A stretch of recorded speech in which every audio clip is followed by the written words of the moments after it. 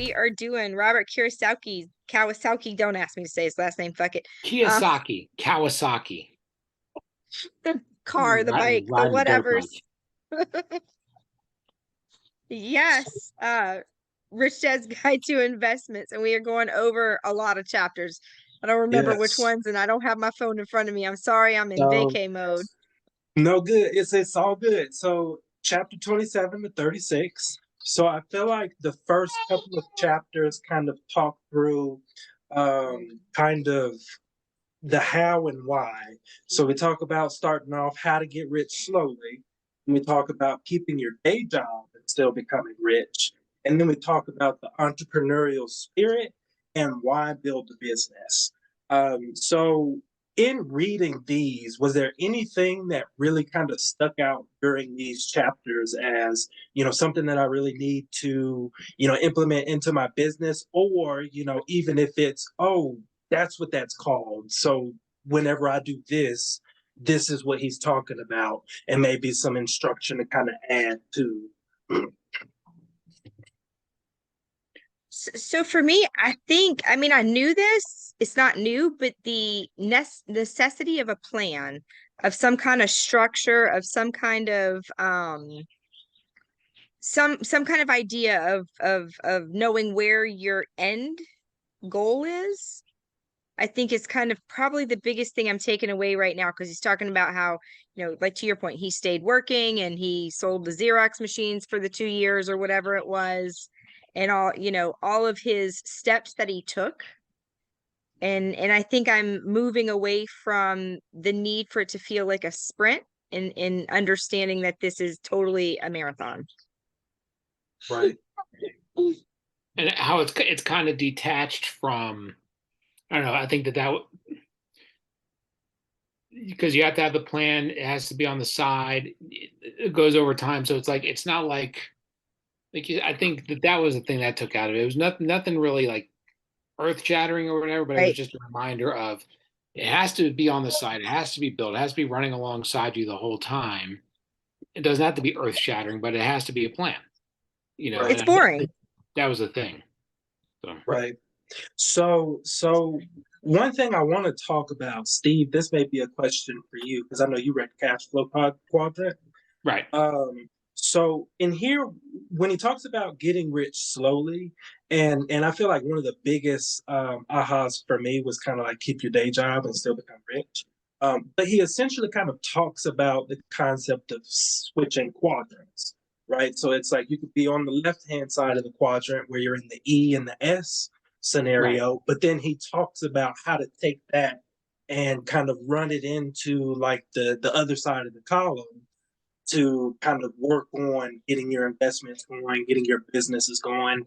And so he references the cash flow quadrant quite a bit. Is this something he talks about in detail within the cash flow quadrant book? Well, I mean, one of the big things he talks about in that is the difference in tax breaks and tax benefits that you get in each sector. And also like the skills that you need to be in each one of them, and how you need to go from one to the other. And it's easy. Probably the smoothest transition is like E to S to B to I. Right. But you can go from E to S to I, or even E to I, but E to I is very hard. E to S to I is very hard. But he talks about, I think the higher up you go, obviously the better the tax advantages are, and then the more you get to invest and whatever. Because I mean, that's the thing. I mean, you want to, and Laura's talking about this all the time about like her business buys her stuff, and you get the credit off the business and whatever, and it's like it makes, so the cash flow quadrant is just you can't just think of, all right, what do I want to do next? Do I want to have my own thing, or do I want to, like, there's a spot that you belong in, one of those 4 quadrants, and each one of those quadrants has a strength and a weakness, with the biggest one being the tax advantages. I mean, for me, I feel like when I was on a team, I was really more of an E than an S. Now I feel like I'm an S trying to turn into a B. Right.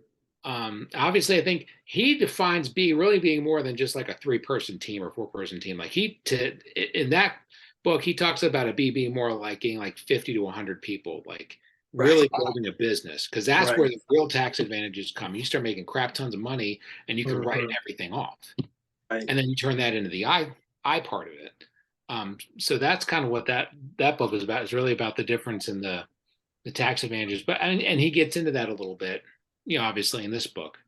But it's about knowing where you are and where to go from here. Perfect. Perfect. Awesome. Because the one thing, and I'll say this, my CPA was telling me about this, like if you're an E and you just get like a 1040, or you get a W-2 rather, and somebody wants to come try like write a bunch of stuff off, you can't. I mean, you're kind of tied in. You know what I mean? It's like you have to have like a little. He tells people all the time, get some kind of LLC, get some kind of side business that you can buy tools with, that you can buy Right. this, buy that. So that way you have a business that you can write Right. stuff off for, because you can't right off a business or business expenses if you're working at Lowe's. Exactly. I So thought it was interesting talking about that. I thought it was interesting when he was talking about all the change of the tax laws and how, I mean, I thought about it, but I never really, I guess, processed how people that do work for Lowe's, to your point, you pay the government first, right? Right. And Yeah, you get so, paid. and something else he pointed out that was a big stat in these chapters. 100 years ago, 70% or 80% or 90%, it was a huge number of percent of people owned businesses. It was the right. only way to survive. There were no mills, there were no factories, there were no Right. anything. Right. So it's funny because I was actually talking with another colleague of mine about that, and I feel like I feel like with that, with some of the so back when everybody kind of the norm was just to be an entrepreneur, as those entrepreneurs at 10% started to take over that 90% of the wealth, I feel like as they started doing like their marketing, they almost kind of had to take their marketing and incorporate it into their employment system, that whole hire to retire end to end system. And so from there, it was essentially like, you had to come up with a reason to tell folks, leave your store and come work for me. So it's like when employment started, it was fine. You could retire that way because they were almost fighting to get you on their side so that you could grow, they could grow, or you could grow their business for them. Right. But so one thing I wanted to talk about. So he talks about the Christopher Columbus story and the entrepreneurial spirit. I thought this one was huge, and it actually kind of I look at history completely different after like reading this book in detail. Um, so do you guys ever find yourself asking? So one of the things he said, how much is too much? He said a lot of the times, like people in employee or the he calls special category will ask that question a lot. Do you guys find yourself kind of asking that question, and maybe what other like tendencies did he kind of talk about that maybe resonated? I don't ever ask, is it enough? Because, and this is, I'll give credit to Gary Keller on this one. This was something that he said in one of his podcasts I used to listen to. And he said, crap's going to happen down the road. Mom's going to get sick. Dad's going to get sick. Your wife's going to get sick. Husband, kid's going to get, something's going to happen. We're always going to need more money. Like, we'd all like to think that we're all going to retire sitting on a beach with a pina colada in our hands and whatever. It ain't going to happen. I mean, maybe it does, and God bless us if we can pull it off. But more than likely, we're going to need money because crap's going to happen. Or best case scenario, crap doesn't happen, and we're going to be at church one day, and they're going to say there's a family that lost the husband, and he made blank a year, and they don't have any money. He didn't have life insurance. They need help, and we can just scratch $10,000 without thinking about it. You know what I mean? So we can never think. So I've always thought that I don't think it's not a greedy thing to think that I'm never going to be satisfied. I mean, there's no such thing as too much, because if we give it up, somebody else is going to get it.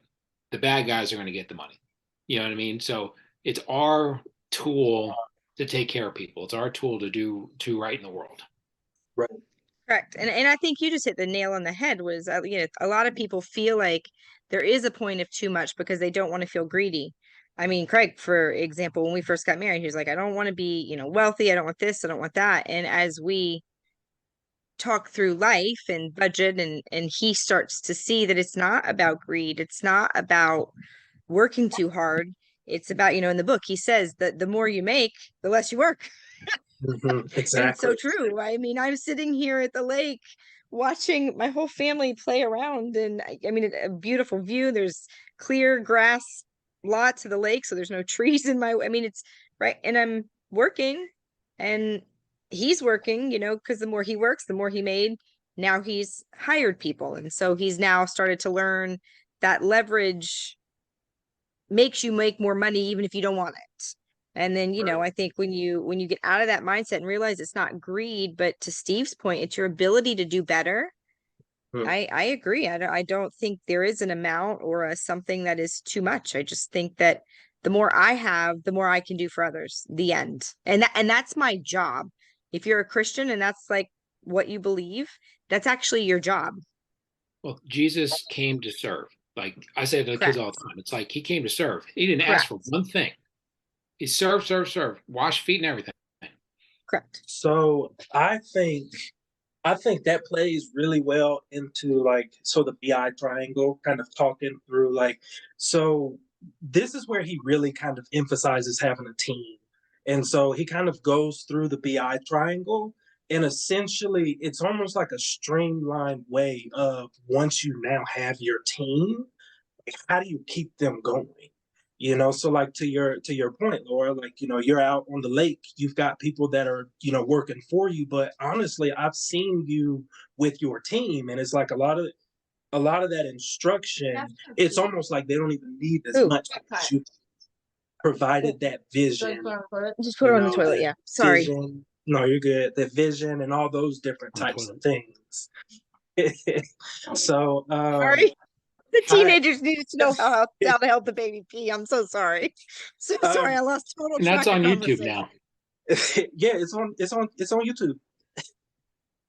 They'll love it. So does the BI triangle, does this like make sense for you guys, and do you guys see um a use for it in the immediate future I mean, in I your think so. businesses? I think it kind of connects all the dots. And you were just talking about the team, you know, and how to build that team and how to create all of these stages to each, or all these steps to each of these stages. But, you know, to me, building that team is essential. You absolutely have to, and you have to build the right team.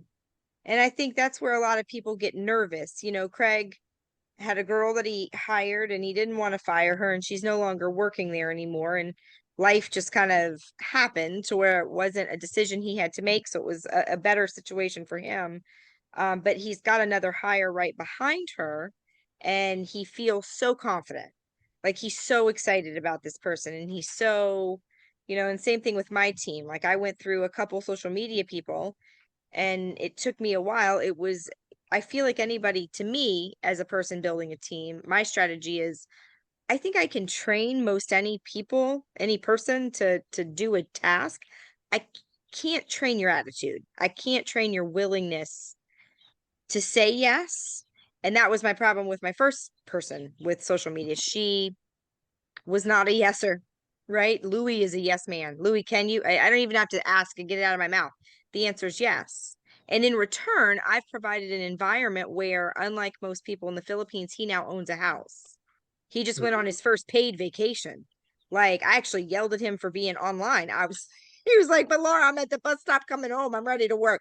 I said, you got another 12 hours before you're supposed to be on the clock, you know. But I brought him in and he feels like he's part of the team, even though he's a VA in, you know, in a different country. He feels like he's a part of the team, and I expect to hear his goals like I make him listen to mine.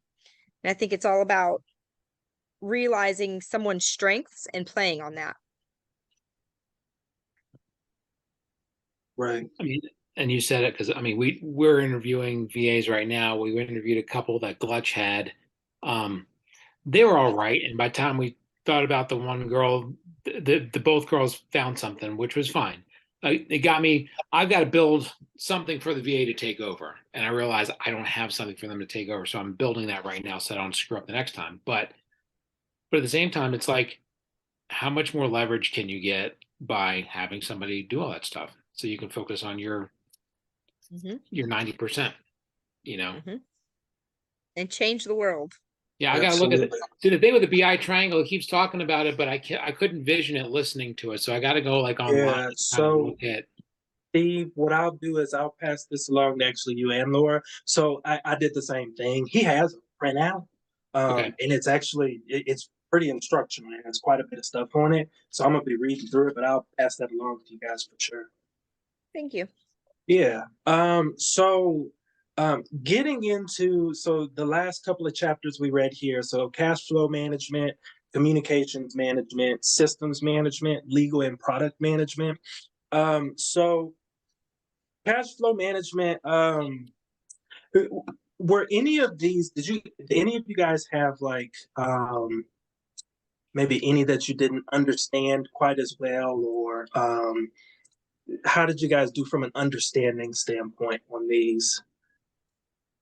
I'll probably need to go back and listen one more time to each. I probably paid Right. attention the most to cash flow, just because Right. that was the one that I probably understood the best, I would say, is a better way for me to answer that question.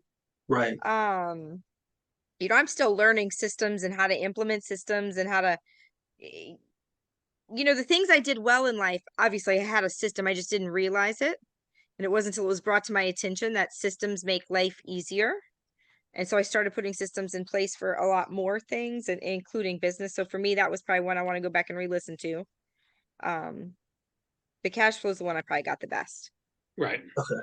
So to kind of go through these from a summary standpoint, the cash flow, one of the things that I kind of wanted to reiterate, because as I was listening to him, it kind of didn't make sense when he said it. But I've done it for work a lot, so I know what he's talking about. The cash handling controls. So basically, you don't want someone that's doing your accounting records and that handles cash. Generally, they're separated. And a lot of the times, like AP and PO is a big one because that's where fraud starts generally. So that's kind of what he's saying there. He does a really good job explaining it. Communications management. This took me a little while to really realize the like value here. This comes in a lot for project management, especially. It's like most easy to see, and it's I like the way he said essentially the more you communicate, the more cash you have coming in. Because a lot of the times what you'll notice is, especially if you're leading like a team maybe that's new to you, or maybe some folks that you've not worked with before, a lot of times that motivation is just not there. And so, if they're not the leader, they may not reach out. So if you're the one reaching out, it's like a lot of the times you'll miss a lot of those like all between the cracks is what they'll say. Oh man, I forgot to do that. I'll do it later. That communications management, internal and external communications are kind of huge. Internal is kind of what I was talking about here a little more. Systems management. He actually went through a list of the most common business systems. He has different names for them. They're actually, you'll hear them all called different types of names, but the systems that he went through are probably everything that you'll come across. It was a pretty comprehensive list. And then legal management. I think for this one, in the past, I haven't been as good with, just because a lot of the times I'm legal adjacent technically. So a lot of the times I'm like, well, to his point, I don't want to pay that $10,000 to make a copyright or to do a trademark or to do any of these types of things. Whereas I understand it enough to go look at it and put it together. Well, now I'll never say that because, well, one, I have Craig, but it's like you kind of see that value of someone else doing it. Whereas now with me being adjacent to it, I can peer review, which is that much more value add to my business. So that was kind of, I just kind of wanted to kind of talk through those. I think he did a really good job explaining them. I don't really have anything to kind of add to them. Outside of cash management, was there anything that maybe was new to you guys? Not really for me. Right. Not new, but they giving things names, I think. Okay. Like I didn't think about each of those having its own management hat, I Right. guess. Right. So not new concepts, just a new way to understand, think about, and process them, I guess. Right. Perfect. Yeah, honestly, a lot of the stuff he's talking to through, it's funny because I'll just think to myself, "Oh, I always knew that." But to your point, it's like, well, I've never really heard it called that, or I've never seen it in that order.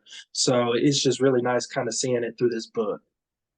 But I mean, that brings us to the end of this couple of chapters. The next set of chapters is actually the longest. So it's 37, 38, 39, and 40. They just happen to be really long chapters. It's a little over 2.5 hours.